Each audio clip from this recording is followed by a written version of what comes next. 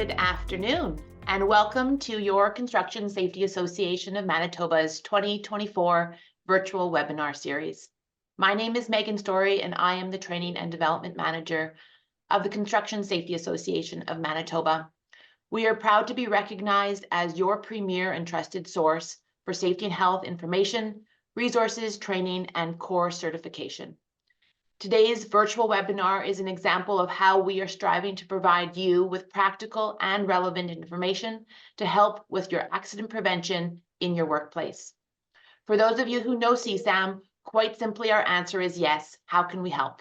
We will have the answers to your safety questions, or we will find the answer with the help of our qualified resources and partners in safety and health. Today, I am pleased to introduce Iqbal Brar. In today's webinar, Iqbal will share cutting-edge strategies, methodologies, and resources to tackle safety challenges in a multicultural workforce.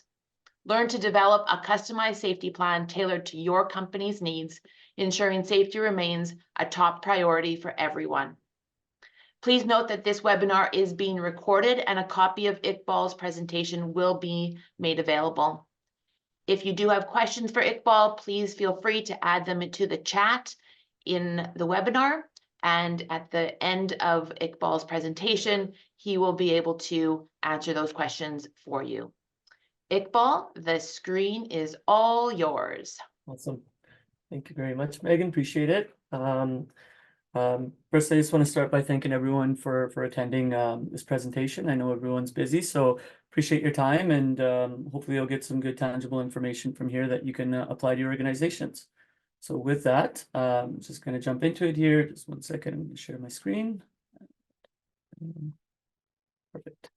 And hopefully everyone can see that. So, I figured I'd start with a quick introduction about who I am.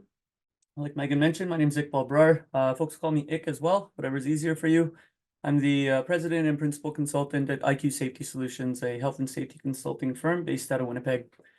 So previously, I worked as a regional health and safety manager for Central and Eastern Canada for the for a power line utility construction company. And with that, we performed a lot of high hazard, high risk work. One of my career highlights was overseeing a project worth $1.2 billion with over 2,000 employees, 20 camp locations across Northern Ontario, and a team of about 30 safety professionals. I've been in health and safety for approximately 10 years. During that time, I graduated from Red River's OH&S program. I'm a Canadian registered safety professional, a certified health and safety consultant, and a certified utility safety professional. Now, I mentioned on here as well that I'm a first generation Canadian. So not something that I would typically mention in Who Am I, but, with the topic that we're discussing today, I thought it was fairly relevant. This is something that's fairly near and dear to me. My dad came over to Winnipeg specifically in 1972, at which time he went through most of the challenges that we're going to talk about today. I have friends and family that are still going through some of these challenges. So it's something that I'm still continuously seeing. And also from the perspective of my role as a independent auditor for CSAM, I'm seeing more and more, with the companies that we interact with, that newcomer workforces are everywhere, right? And what I've also noticed is that a lot of the time, unfortunately, the controls for those newcomer workforces aren't necessarily where they may need to be. Now, I don't say this to put anyone down. I'm not judging anyone or anything like that. It's honestly a pretty tricky subject. While putting this presentation together, I put in, about 20 hours of research into it, and I can say confidently that there is not a ton of information out there on how companies or governments are successfully managing this challenge. But it is something that's gaining a lot of momentum, and places like WorkSafe New Zealand, they're starting to put a lot of effort into amalgamating what different areas have done to come up with good strategies. So they have a great report, that speaks about strategies from across UK, Canada, and Australia, and kind of what they've done to be successful, which has been incorporated into this presentation as well. So that's a bit about me, and now we'll just jump into the information. As Megan said, any questions that you have as I'm going through, feel free to ask them in the chat. And then at the end of it, if we have a little bit of time, we'll go through the questions and yeah, we'll just keep going from there. So I thought a good place to start is what's driving this conversation. So, based on the Canadian government, Canada.ca, the main factors driving these larger newcomer workforces, there's three that are referred to quite often. So one of them being aging population and workforce.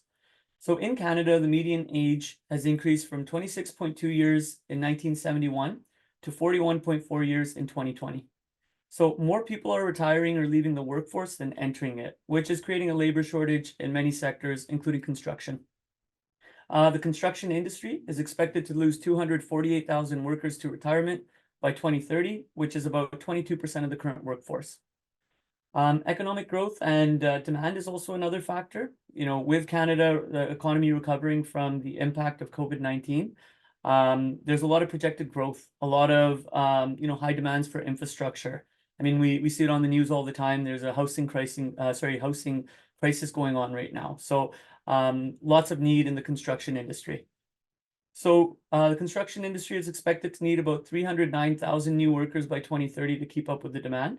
Now, some of those jobs will be filled by folks from from Canada. However, there is still going to be a gap that needs to be filled by newcomers. And the last one that's been referenced fairly significantly is the declining population. So Canada's fertility rate is below the population replacement level. So it went from 2.1 children to 1.47 children per family, which is the lowest on record. So what that means is that the natural increase of population, so births minus deaths, is not enough to sustain the population growth. So these are really why you're seeing a push for immigration. Now, I understand and I recognize that there's been quite a bit of coverage in the news recently about some of the programs that have been put in place and some of the challenges that have come with those immigration policies, and recognizing that that's a thing right now. What I'm trying to focus on with this discussion is just the reality of where we're at. That governments, at least at this time, and employers as well, they've also looked to immigrant workforces, newcomers to help fill some of those labor shortages that we're seeing across the country. Now, when it comes to the government, how are they impacting this discussion? Well, we talked about it. They're the ones who put the policies in place. And once again, those policies change and that might look different in the years to come. But at this time, you have a couple streams where folks are coming from immigrant workforces. You have the Federal Skills Trade Program, which has foreign trade workers with experience in eligible trade occupations. You have the Provincial Nominee Program, which allows provinces and territories to nominate individuals to immigrate. And each province picks its own streams and criteria. So certain provinces say we need more construction folks, we need more manufacturing, etc. And then you have the Temporary Foreign Worker Program, which allows Canadians to hire workers to fill temporary labor and skill shortages. Now, jumping into why this topic is important, and I want to highlight here that, unfortunately, there's not a ton of information, or there's not a ton of Canadian statistics yet on safety statistics on immigrant workforces in Canada. However, there was some information that I was able to find. So the U of Calgary had found that new immigrants are twice as likely to be injured compared to Canadian-born workers. And they said that 90% of injuries require medical treatment. So this is something that they're getting more funding for to look further into, but this was something that their preliminary research had kind of found. The Robert Sauvé Research Institute found that up to 80% of work-related injuries in Montreal requiring rehabilitation involve immigrants. CBC found that in Quebec, injuries amongst temporary foreign workers have doubled in the past 2 years. So going from 154 injuries in 2019 to 362 injuries in 2022. And the Institute for Work and Health in Toronto found that recent immigrants are twice as likely to be exposed to hazards without adequate protections. So we'll talk about what that means in terms of not having adequate protections and what some of those barriers are associated with that. But what it's highlighting is that some of these preliminary statistics are pointing to that newcomer workforces do have a higher, do have a higher exposure to incidents and specifically to injury incidents.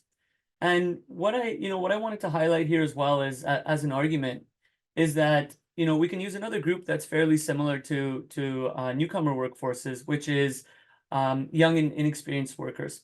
So, when we look at statistics for new and young workers, it's fairly consistent right across the board internationally, nationally, that there are higher rates of incidents associated with that work group.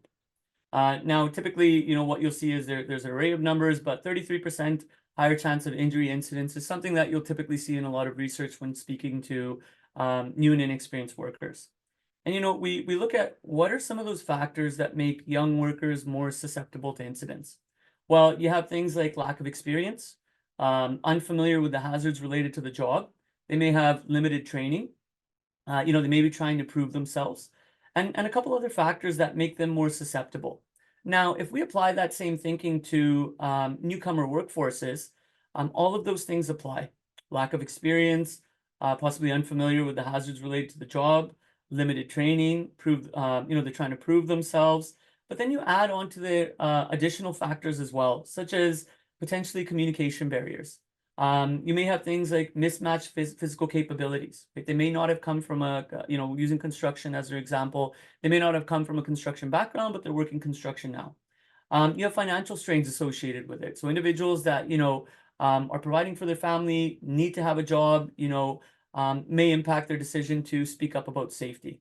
So, I use that as an example to highlight that although there's not tons of statistics right now pointing to newcomer workforces in Canada, if we just apply, the theory behind new and inexperienced workers to newcomer workers and throw onto there a few more factors that increase those risks, you can really see the correlation that you're going to have some of those same risks, and just like those same precautions that we want to take with new and young workers, we definitely want to do the same thing with a newcomer workforce. Now, jumping into some potential areas of liability. Now, when it comes to potential areas of liability, there's civil, there's regulatory, and there's criminal. And we're going to focus more so on the regulatory, as that's really what touches on workplace safety and health. But from the civil side, there's things like failing to honor the terms of the employment agreement. There may be some issues with any third parties that you hire, so mediators, making sure that, especially with the additional scrutiny right now on the programs, on like the temporary foreign worker program, we really want to make sure that any of those companies that you may be hiring to assist with bringing an immigrant workforce over, that they have all their ducks in a row, that they're abiding by what the program requirements are, filling out all the appropriate paperwork and all that kind of stuff. One of the strategies for this as well is you want to make sure that you have a strong contract in place. And if you are using a third-party mediator, you want to look at making sure that that contract is regulated in Canada. You don't want to end up fighting a court case in a foreign country's court system. It's going to be a lot trickier than fighting it somewhere like Canada. So that's just, kind of touching on it very high level. Jumping over to criminal. Now, once again, a good way of looking at this is from a regulatory perspective, you've done something bad if OH&S is coming at you and there's some issues with that. From a criminal perspective, you've done something really bad, right? That those charges have been upgraded to being criminal offenses. And from this perspective, we can look to a recent case, once again, extreme example, hopefully no one ever has to go through anything like this. And by putting appropriate controls in place, that's what we're hoping to prevent. But there was a recent case in New Brunswick with a supervisor that was sentenced to 3 years in jail. Now, when we talk about, folks that are under his supervision, we can apply this to anyone, but obviously to this vulnerable group as well. So, in that case, what the court had found was that, there was wanton and reckless disregard for the safety of the individuals that you're supervising. So the supervisor didn't do anything that he was required to do. They sent a worker into a confined space. They performed a leak test for a pipe that ran through the confined space. They ran water through that. The plug failed. 32,000 liters of water poured into the hole, pinning down and drowning the worker. So, when we talk about criminal and potential areas of liability, this is somebody who had no hazard assessment in place, no confined space plan, didn't read the manufacturer's instructions, knowingly sent someone into a confined space, knowing that they're going to perform a leak test, didn't tell them that the leak test started. So, just using that as an example, these are pretty atrocious things that, safety things that were completely disregarded. So that's when I say that, when we're talking criminal, you've done something really, really bad. So don't want to focus too much on that, but I'll jump over to the regulatory side. So when we start talking about regulatory and OH&S liability, one of the first areas we'd look at is from the employer side of things. So you have the general duty clause, which says that, ensures so far as is reasonably practicable the safety, health, and welfare at work of all their workers, ensuring all workers and supervisors are aware of the hazards, and providing training necessary to protect workers' safety and health before they begin a new job. So why I bring these up is, putting that lens towards newcomer workforces are, are they aware of the hazards? Have they been communicated in a method that they understand? Have they been trained in a manner that they can apply that training, that they can learn from that training? Those types of things are where, you really want to start looking at what do you have in place, and does it open you up for liability? Now, I want to highlight here where it talks about reasonably practicable. Reasonably practicable changes based on the size of your company, based on the industry that you're in, based on, what other folks in the industry are doing. So as we go through some of these controls and as we go through some of the strategies later on in the presentation, I don't want anyone to be thinking that, oh, we have to apply all these things equally. What's expected of a billion-dollar company is completely different than what's expected of a mom and pop type company. Now, the expectation is still that you're going to put controls in place to make sure that for the safety and welfare of all at work of all their workers. But what does that look like for a budget of this versus a much smaller budget? That kind of is open to where your risk tolerant lies. So don't think that all these things have to be applied equally to companies, but know that what's reasonably practicable still needs to be shown that you took steps. This is why, this is how. When it comes to supervisors, similar things, right? Are you taking all precautions to protect the health of workers under their supervision? Are you making sure that they work in accordance with procedures and the Act and regs? Do they know, are they aware of reasonably foreseeable risks to safety? So once again, applying that same mindset of does everyone equally under your supervision understand what the expectations for safety are, understand what those controls are, and have the ability to apply those controls through an understanding of them. And prime contractors.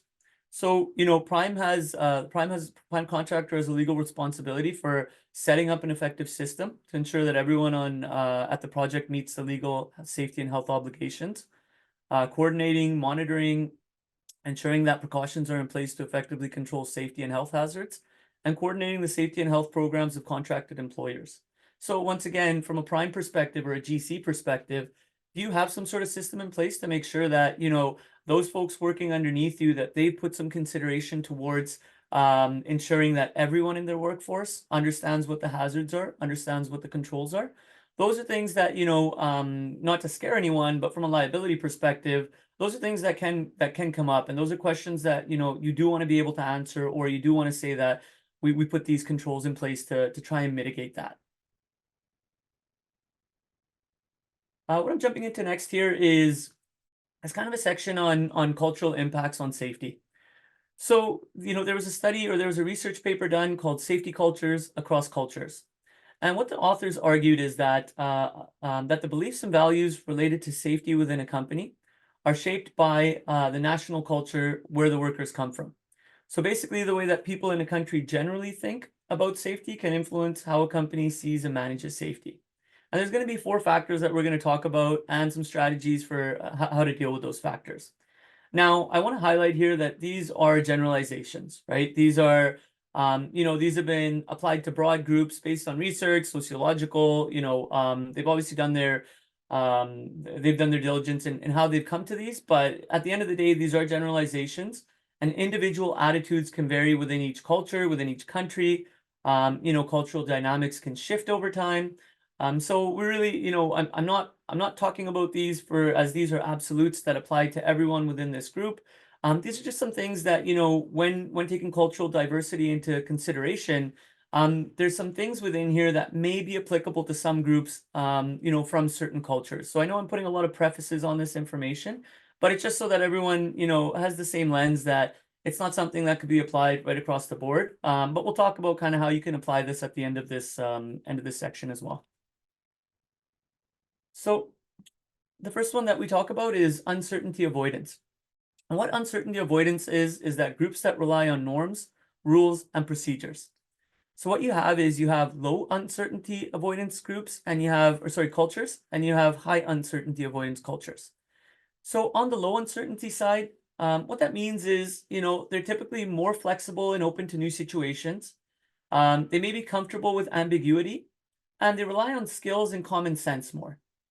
So taking that into consideration, some strategies that have been applied to groups that have low uncertainty avoidance is that supervisors and managers can have more open communications with employees. So, they may be able to rely less on formalization. Now, I'm not advocating for get rid of formalization, but you may just be able to do, more of on the job type of explanations. Maybe that reading that procedure word for word doesn't apply or doesn't work as well. Maybe having a more informal conversation about it, and then still documenting, that you've had a meeting about it and the steps that you went through. But there's some more flexibility there in terms of relying on, comfortable with ambiguity. So, countries or cultures that have generally fallen within here. Now, once again, generalizations.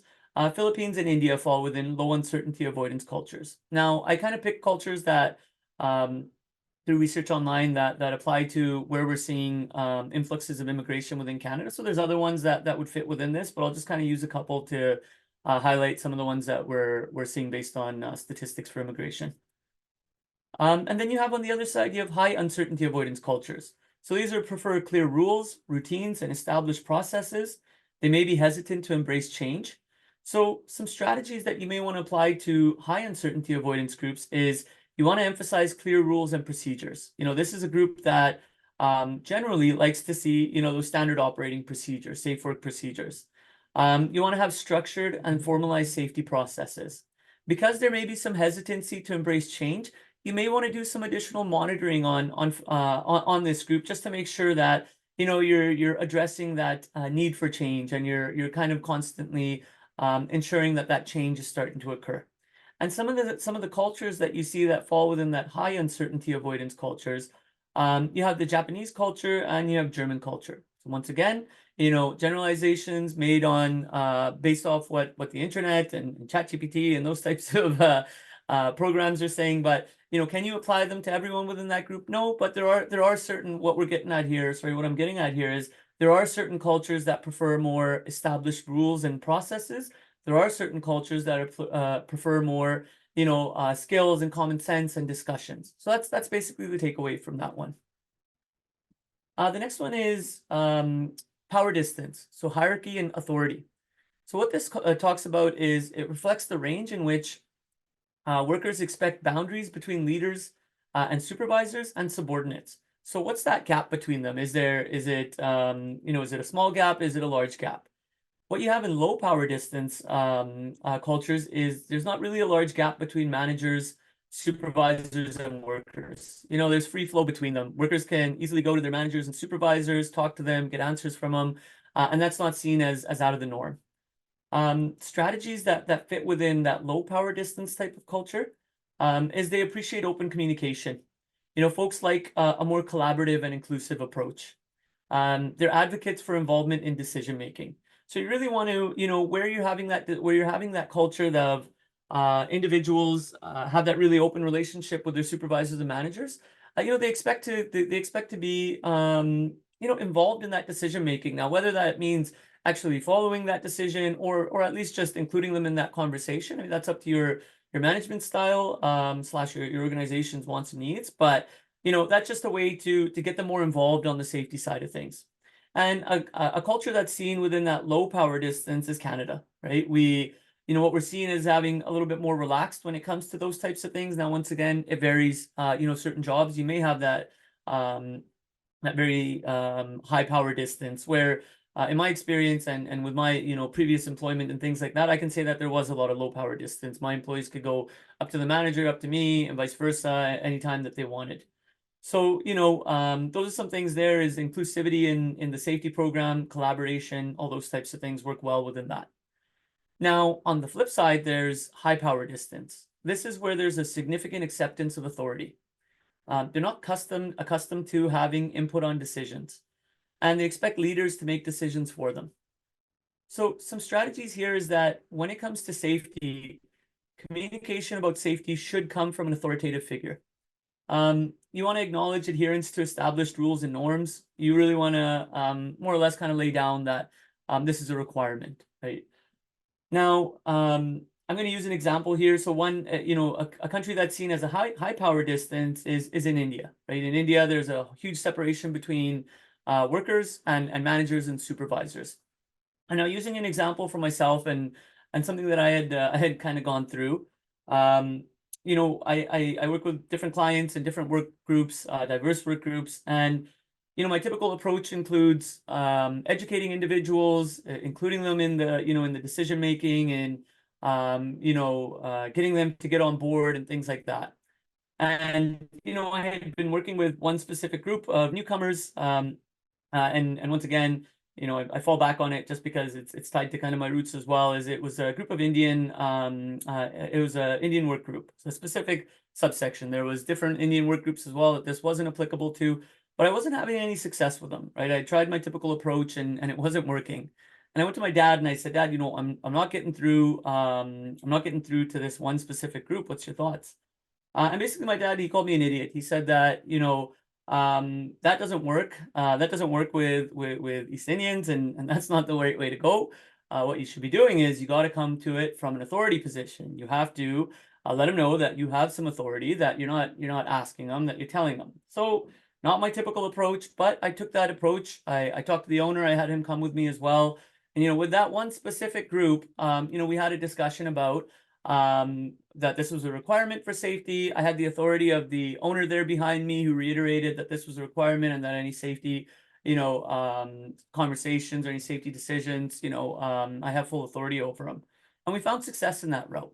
Now, what I want to clarify here is I'm not advocating for folks to go out there and every group of, East Indians that you see working, you're going to start telling them and putting them in their place. That's not what I'm advocating for at all. I don't want to get canceled. I'm just giving an example that was applicable to me. I got advice from my dad who was born and raised there. I applied it to this one subgroup that didn't represent the whole group, but there was some success in me changing my approach from what I typically do to, folks that fell within that cultural group and fell within that cultural norms where authority was more respected. And I'll give one more example on this one because it kind of different direction. Is that my previous boss, we had a division in Croatia, and he went to Croatia, and while he was in Croatia, the job site was about 20 minutes away from the bunkhouses that the crews were staying at. Where management was staying was about 2 hours away. So, he's a boots on the ground kind of guy, pull up his sleeves and has no problem, staying at the bunkhouse. And he told his counterpart that, well, I'm just going to stay at the bunkhouse. It's a lot closer. I don't mind being with the guys. And basically what he was told was that you can't do that.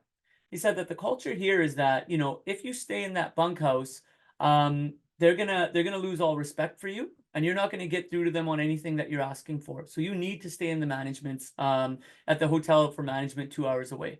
And he did, right? But that was just because there was that hierarchy and authority that, if you're a manager, you're going to stay at this specific spot and you're going to stay with the managers. That had an impact on or that potentially had an impact on how he would be viewed with those crews. So, once again, I'm just pointing at things that folks have seen and that I've seen within different cultures. So just things to be mindful of, right? Not generalizations that you can apply to every group, but just there are examples of how these do apply in certain scenarios. The next one, collectivism. This reflects on how people in a society view the sharing of resources and the sense of togetherness within groups or organizations. So low collectivism, you'll have folks that are, focused more on individual achievements, motivated by personal rewards, autonomous work structures. And some strategies for these folks are you want to emphasize individual performance. Hey, that person did great on safety. You can provide incentives tied to personal safety performance. And you can recognize individual contributions to safety, right? So because of that low collectivism, it's kind of based on me first attitude. So you want to recognize that, and you want to use that to motivate them. And a country or a culture that's seen that way is America, right? There's a lot of focus on individual rights and freedoms. Those are really valued things. So that's something that's applied sometimes in the States to kind of get what they're looking for by highlighting those individuals. Now, once again, you'll see varying in that.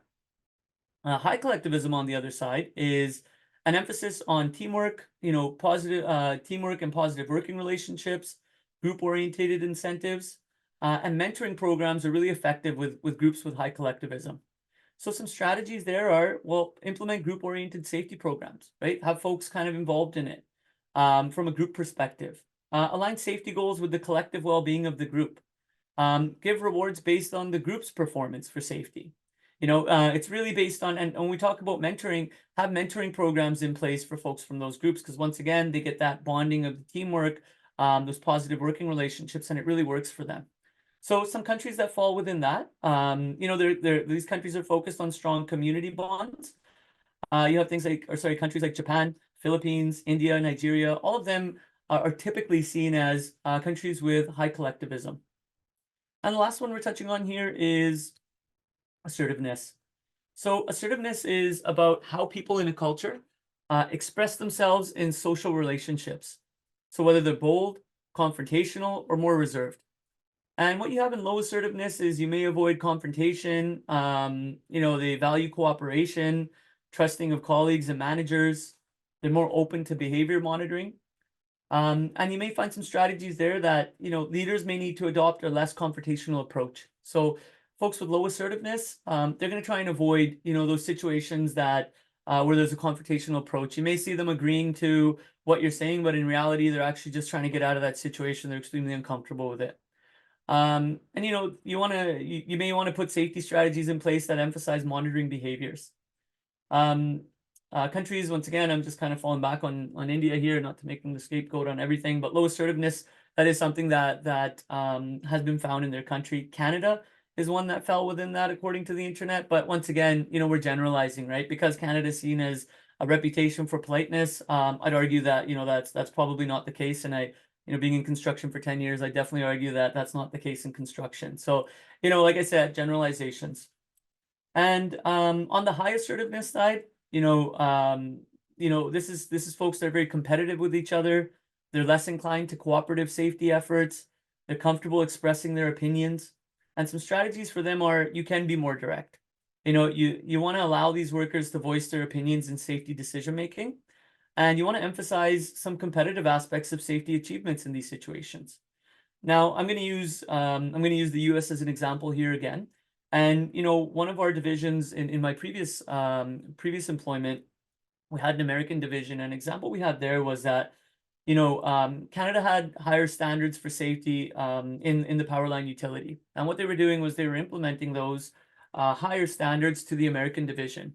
There was no discussion with them prior to letting them know that this is going to be implemented. It was just more so training that they were signed up for, and then during that training, more or less, they were introduced to those higher standards, things that they had never done in their 20, 30, 10 years of experience.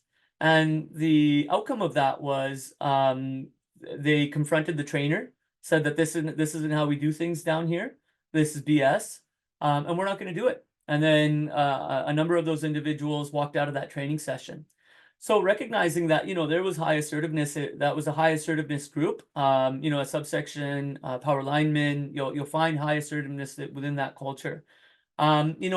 The strategy would have been more, or a better strategy there would have been to, allow them to, introduce it to them in a different manner, allow them to voice those opinions, get them accustomed to it, having them kind of exposed to it, kind of working that into it, as opposed to saying, here it is, and this is kind of the new rules. So those are some of the ways that, you can take this information and you can start applying it to, like I said, not generally across, but you might just recognize that, within, and it could be anyone, it doesn't have to be newcomers, it could be, Canadians, etc. But you may notice that there's some of these some of these cultural factors that are prevalent. Oh, this person seems like they're, really avoiding confrontation, things like that. What are some strategies associated with that? And really, how this information is used is you want to avoid generalizations. I've said it a million times, but I'll say it again. These cultural findings aren't blanket rules. They're not they're not there for broad application to entire groups. You have to acknowledge individual diversity. There's different attitudes within cultures, so you have to recognize that. You want to aim for a nuanced awareness of your workforce. You want to understand, what are the various cultures within your workforce? Are you recognizing some of these cultural traits within those subsets of, cultures within your workforce? And then you can use these as tailored strategies to really, as creating insights to, or gaining insights to create effective, diverse management strategies. So, it's just another one of those tools in a versatile array of strategies for managing multicultural workforces. The key emphasis here is avoiding cultural stereotypes while leveraging these insights as dynamic tools to foster a safer and a more inclusive workplace. So, like I said, they have done studies towards it. They have seen it in the groups that they've seen it, but it's really emphasizing that you gotta understand your workforce, and then do some more research yourselves as well to kind of understand with those workforces, with those specific cultures that you have there. Are there anything that, and this is talking to your workforce, this is including them in those discussions, are there things that work better than others, sorry. Jumping over to what are some of the actual safety challenges that come with safety challenges in welcoming newcomer workers? And I want to emphasize here that, the goal of this whole presentation is welcoming newcomer workers, right? Being inclusive with them, including them into your safety programs. We can highlight challenges and that's fine, but really the intent here is to take those challenges, get a better understanding, and then come up with strategies that work to address those challenges. So one of the first ones I talk about is credentialing issues. And what this means is that there's, many recent immigrants work in jobs that do not reflect their education and professional experience. According to Stats Canada, newcomers are almost 3 times as likely than Canadian-born workers to hold positions that require lower levels of education than they have. So for a fact, if a number of reasons, the credentialing doesn't meet the same standards as Canada, it's not recognized, whatever that may be, you have, like I said, 3 times as many folks that, are doing jobs that don't necessarily match their educational and professional experience. So you have individuals that have a lack of familiarity with job tasks. You have mismatched physical demands. So you may have somebody that was working an office job their whole life and is now working in construction, right? You have lack of awareness of job-related hazards. Once again, what are the hazards where you were versus what are the hazards you're in right now? You're not going to have as solid of an understanding of that. Communication is a massive one. This is the one that most people have the biggest challenge with, right? You have folks that have challenges in understanding and applying safety information. You have language barriers leading to misunderstandings of operational and safety instructions. You have different communication styles affecting understanding. So me as an example, I try to work on it, but I talk quickly, right? So, if I talk in the speed that I typically talk, that makes it even more challenging for individuals with, various language proficiency to be able to understand.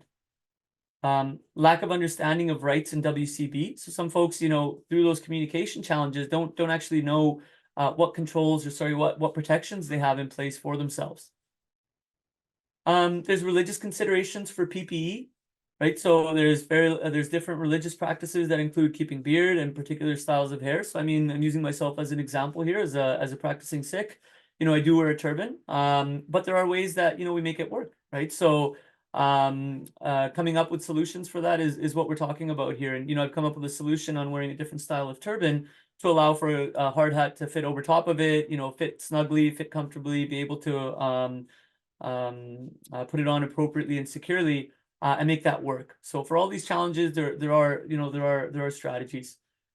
There's resource constraints. So on the company side of things, right, there could be limited time and human resource capacity to update policies and procedures. There could be inadequate provisions for language support resources. You could be foregoing specific requirements due to labor shortages, right? So yeah, you want folks that understand, but at the same time, there's a labor shortage. So you need folks that can also help you out with that work to keep your company going. There might be internal challenges, things like lack of standardized procedures and protocols for a company. There may be a poor safety culture that already exists within the organization, and there might be a poor onboarding process, right? So these are things that, if they're not already in place, if you don't have a health and safety management system, it's going to make it harder to, translate that down or push that down to a vulnerable workforce when there's some things that you may need to work on internally yourself. And then there's fear of reprisal from the workforce. So, fear of losing job for raising safety concerns. There's workplaces that, there's countries where safety is not a concept, right? I can tell you, and I use India again and again because I've been there, and it's an easy one for me to fall back on. But I've seen construction sites in India, right? And I'm not applying it to everyone, but the ones that I'd seen, PPE isn't a thing. You have bamboo scaffolds, you have folks wearing slippers while climbing up them and things like that. So to some folks, speaking up about safety was not a thing from where they're in their previous where they previously lived. And there may be that same fear here that if speaking up about it might get me in trouble. There's fear of reprisal for reporting incidents or injuries. These folks are typically, supporting their families. So once again, coming from somewhere where it's not acceptable, and still some places now where you'll get that fear of reprisal, or concerns about reporting. These are all things that kind of add to those safety challenges. Now there are others. There's tons more, but these are just some of the ones to highlight. The challenges that folks face when integrating into the workforce here in Canada. Now jumping into the strategy side, right? So like I said, we highlighted things, challenges. That's not the focus here. That's just for education purposes. Where we want to focus on is those strategies to assist with newcomer safety challenges. And it starts at the hiring process. It includes the onboarding and then the on the job aspects of it as well. And now all of these strategies may not be relevant or work for you, but it's kind of treated like a la carte, right? Where you consider the strategies that may be beneficial to your organization, you tweak them, you build off of them, just kind of take the information for where it is applicable, or at least for starting the conversation. So starting at the hiring process, you want to look at what positions you're hiring for. What are the critical tasks associated with the positions you're hiring for? You want to have a really good understanding of what are those, critical tasks, meaning high hazard, high risk, complex, have high rates of incidents associated with it. You really want to get a good understanding of those critical tasks, because when you're starting to put a plan together for how you're going to address or where you want to put your strategies, those critical tasks should be at that top of the list for things that you're going to address. And you want to you want to know what your expectations for capabilities in the position you're hiring for are. What's the previous experience expectations? What are those physical capabilities? And what's the expectation for language comprehension? Now, based on the statistics that we went through, it's fair to say that there's labor shortages all around. So, none of these questions are meant to dissuade you from hiring anyone, but at least it allows you to have some triggers in place that require a control if the expectations are met. So at least knowing what your expectations are, if you're, if you're looking to hire, not looking to dissuade anyone from hiring, but and they don't meet those expectations, then that should be a trigger to say, okay, well, we need to put some controls in place from a physical capabilities perspective, from a language comprehension perspective, previous experience. It's just putting that, getting that profile or creating that profile on how we're going to address this, address these safety challenges. When it comes to hiring newcomers, so I talked about third-party recruitment. You'll see this in larger organizations. The previous organization I worked for used some of these third parties. One of the things you want to do is you want to review their screening process. You want to make sure that you have a good understanding of what that screening process looks like. You want to see what kind of language comprehension questions they ask.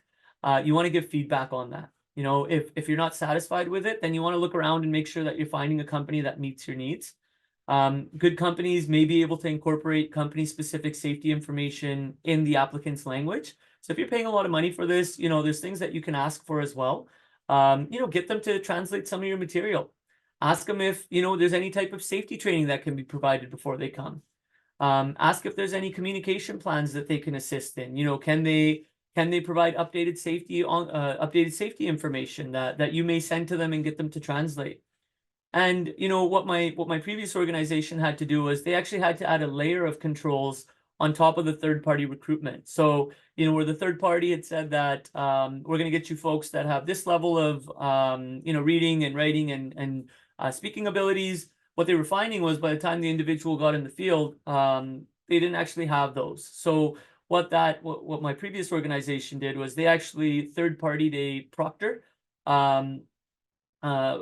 to do tests, they did a third-party proctored tests on individuals for language comprehension. So then they were given reports by that company that said this individual has a grade 8 reading, which was great for the company. They were good with that. Has a grade so-and-so for for writing, etc. So sometimes you actually need to put controls on top of the third party if they're not really doing what you're expecting them to do. In-house hiring, you really want to ask questions that are more than just yes or no questions. You'll get individuals that may answer yes just for the sake of getting the job. They got a lot of pressure on them as well, right? It's not to be dishonest, but it is to you know, there may be some factors there that are pushing them to answer yes when they shouldn't, or when it may not necessarily be true. You may want to look at providing a short written assessment to understandability. You know, can the individual you know, read? Can they write? You know, you may want to ask questions about even their reading and comprehension, their reading comprehension abilities within their own language, right? It's not to discriminate against anyone, but there's folks that may not even be able to read their own language. So putting controls then that focus on translating materials on writing may not be the right direction to go, right? So you really want to get a little bit deeper in there and get a good understanding so that when you're building the controls and when you're putting a plan in place, that plan actually does what it's supposed to. If you're comfortable, you know, ask what language the individual speaks. You know, you may be able to gauge what internal resources you have that may be able to assist. And if they have good communication skills from the English side of things, you know, they may be able to help with other staff with limited English and make it more flexible for you to hire folks that maybe don't have as strong language comprehension, but you can rely on that resource that does have that, you know, strong bilingual comprehension. Onboarding. So from the GCM, sorry about that. On the GCM prime contractor side of things, you know, you want to make sure that as a GC or prime contractor, you have some sort of, you know, system in place to ensure that subcontractors have controls for, you know, accommodating language comprehension challenges. So, you know, create a process for yourself for vulnerable workers.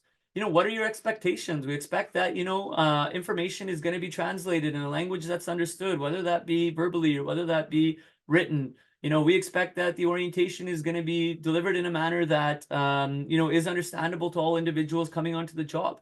But if you really want to make sure that you have a formalized process in place for, once again, you know, for your own due diligence and for setting those expectations very clear that this is what we expect of our people, or of our subcontractors. And then obviously monitoring it as well. If you have individuals, subcontractors that, you know, have folks with limited language capabilities, asking questions, what did you do, verifying it, and you know, pushing buttons when needed.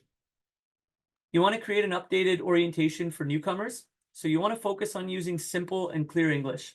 And there's great programs now with things like ChatGPT. You could literally take your orientation program, put it in there and say, put this in simplified English. And what I mean by simplified English is, you know, what it'll do is it'll convert words that, you know, may not have good translation to a different country or may just not be recognizable by folks. It'll make that into easier to understand language. And as an example, hazard assessment, you know, simple language for that would be understand potential dangers, right? It seems simple enough, but hazard assessment might throw somebody off, or for a translation perspective, it might make it difficult to find something that fits that. So you want to translate simplified orientation to newcomers. And then, you know, use things like Google Translate. I've used it myself multiple times. I've gotten my dad to review it. You know, I can speak my language, I can understand it. I'm not as great as writing it. So I get Google Translate to convert that for me. And my dad, you know, he'd give it about a 95 to 98% accuracy, right? So, you know, is that reasonably practicable to use Google Translate? I would think so, right? Depending on the size of your company and all the steps you're taking, etc. And you may want to look at adding information on health and safety as a concept within your orientation. Because like I said, in some countries, health and safety is not a concept that's applied to workplace, right? So you may want to put something about what is workplace safety, just some general things around that. One that, you know, is a really effective way of making sure the information is understood is video or audio delivery of your onboarding program. So where possible, you know, have the updated orientation recorded in different languages. If you have internal resources, great. If you don't, use external resources, and then you have it forever, right? And then it's just a matter of press and play. And it also accommodates for limited literacy. Like I said, not to discriminate against anyone. You have folks with limited literacy. This is a control that's going to work for that group as well. And, you know, in that onboarding, you want to be clear about PPE requirements. So I'll come back to myself on this one, right? Is that there are ways to accommodate, there are methods, but you want to talk about those up front so it isn't a challenge out in the field. It's something that you're working with. Most folks are more than willing to work with you and find out ways to accommodate, but you want to address those things up front. And then, you know, you can always reach out to associations like CSAM for advice. You know, I've had them have folks get in touch with me specifically on the turban thing, but you know, they have great resources and they've gone through different scenarios. You know, for on the job safety, you want to make sure that nothing's going to be, you know, one solution fits for all. So you really want to make a customized newcomer on the job safety plan by assessing your organizational needs, you know, targeting high risk areas, leveraging internal, external resources, implementing tracking and measurement, and then maintaining ongoing improvements. So one of the things you want to do is you want to build a language profile. What languages are being spoken at your workplace? You know, you have to put a budget and resources in place or else it's not going to work, right? Allocating time from somebody to do it. How much money are you willing to put into it? What needs to be addressed? Don't think you have to address everything at once. Figure out those things that are going to be applicable to those folks with those limited language capabilities or whatever other challenges you're addressing. Audit your current workforce for assistance. Determine external support resources. You want to delegate tasks and establish timelines, spread the load. Create metrics, gauge employee engagement, make sure that, you know, you're checking with those individuals that are being impacted by it. Does it work? Does it make sense? And you want to monitor and have continuous improvement on it. So, you know, really creating that customized plan for your organization is going to be one of the most important steps in this, is really understanding what your specific needs are. Now, specific strategies. Based on the research that I had seen, newcomer mentorship programs are the most effective, are one of the most effective strategies for welcoming newcomers into the workforce and on the safety side of things.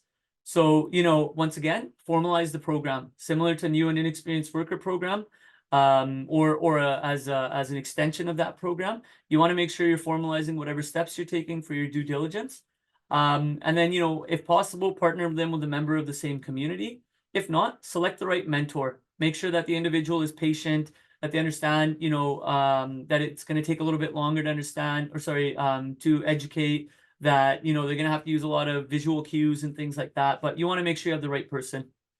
Internal resources, you know, you may have interpreters or liaisons from other departments, getting them to jump in on things like safety meetings. You may have individuals within the crew that have better English proficiency, getting them to assist with reviewing procedures.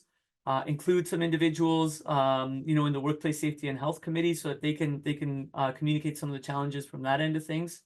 And you may want to look at providing additional safety training to those internal resources. Build them up, right? Make sure they have the knowledge to present that information appropriately. Training providers, there are companies that are starting to offer bilingual training. CSAM offers Ukrainian-based training for certain courses. I just did a Punjabi fall protection course last week. So this is something that you're going to see more of. Utilize it where you can. You want to, if you're sending them to a course that doesn't have bilingual, send someone there that has good English proficiency and that can speak the language if possible. You want them to be able to translate that information. I've seen folks doing it in some of my training courses, and let the trainer know so that they know there's going to be pauses. The individual is going to explain it, and then on you go, and you can kind of accommodate that from a time perspective. And once again, if you have internal resources, invest in them to be bilingual, train the trainers where possible. If you can build those folks up, if you invest in them, more likely than not, they're going to see that you're placing value on them. They're going to stick around a little bit longer, hopefully. And then you have that internal resource to make sure that that information is being provided. And, focus on critical tasks when looking at translating that job-specific material. Use things like Google Translate, use ChatGPT. You can use third parties as well. Just going to go through these, recognizing the time here. Pictorial procedures, where possible. Can you put procedures in pictures? Those are really helpful. Even better, can you make videos of the job being performed? I mean, to me, it seems like it'd be a good practice, something that's fairly easy to do. But you'd want to make sure that you're taking a little bit extra time with each step that's being performed and things like that on the pictorial procedures. Learning management systems, there's companies, there's learning management systems where you can create your own customized training. Customized digital training. There's companies that are now doing that in different languages. So you build your own training, you do skill checks in there. You may need an outside resource to build it, but then that program is yours. And now you're putting folks through it. English proficiency training, there's some proactive companies that are sending, as part of their folks' development plans, as an extension of their safety training, they're putting folks in English proficiency training, to upgrade those skills. And a huge one is you want to prepare the existing workforce, right? The first step in hazard assessment is to identify the hazard. So you want to identify to your workforce that, just like we do with new and young workers, we want to let them know that there may be some challenges, some barriers. Now, it's not to discriminate. It's not to single people out, but it's to make sure that we're ensuring that extra precautions are taken with a vulnerable group. You want to inform them of the strategies that you're putting in place. You want to provide them with contact information for the interpreter or liaison. And you may want to equip them with Google Translate and through a safety meeting, show them how you're going to use that Google Translate. For the supervisors, they're going to play a critical role in this. I mean, they're going to be monitoring and providing feedback on how these strategies are working, where those challenges may be, what are those specific challenges. You're going to want to integrate folks into the safety culture. So regardless of some of these challenges, making sure that people are in the safety meetings, making sure that you're involving them in safety activities and that hazard assessment. As a supervisor, you have to give them the right resources to be able to, the folks that are going to train them, they're going to need more time to do their tasks, things like that. Exercising cultural sensitivity, being aware that there are different cultures that respond differently to different ways. Being patient, being flexible, and consistently addressing safety issues. So regardless, just like we would do with a new and inexperienced worker, if there are safety challenges there, we need to make sure that we're addressing them, but that we're addressing them in a manner that makes sense and is understandable by those folks that you're addressing them to. My last slide here is a call to action. So in closing, I want us to reflect on the current and upcoming labor challenges that newcomers are helping our society combat. These are folks that are leaving everything they know to start new lives in foreign lands, where due to a host of factors, they're potentially at a higher risk of incidents and injuries. Although we highlighted some of the safety challenges that come with the newcomer workforce, a theme that permeated throughout this presentation was that with additional planning, we can overcome these challenges and ensure that newcomer workers are afforded the same safety standards as the rest of us. Now, my ask for each of you is that next time you come across a newcomer worker, whether internal, for a contractor, etc., that you reflect on that, on if that individual has the appropriate health and safety knowledge to keep themselves safe.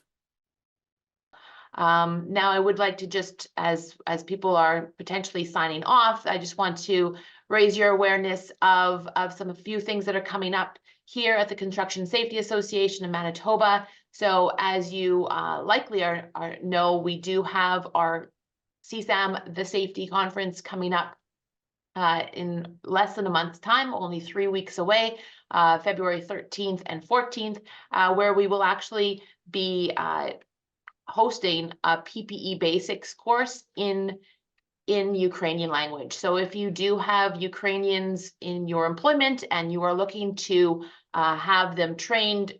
There is a course at our conference which will be facilitated in Ukrainian, as well as Iqbal did reference some other courses. We do have the Safety Pass course, which is an online course. It has been translated into Ukrainian as well, so it might be something that you are interested in.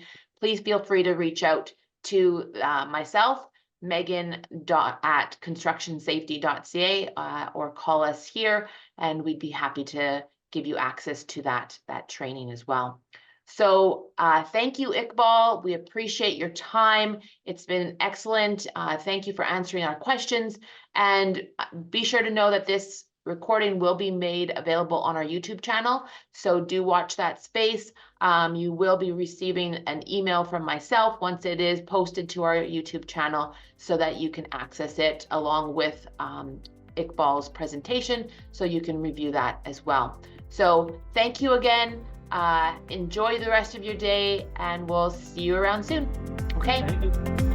Bye-bye. Bye.